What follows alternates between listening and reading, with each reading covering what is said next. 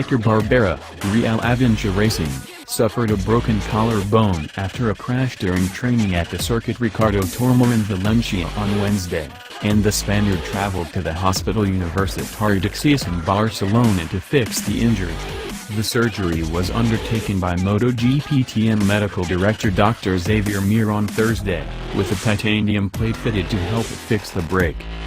The fracture had occurred to the left collarbone, and the operation took an hour and a half, proving a slightly more complex procedure than could have been anticipated due to an old injury to the same collarbone.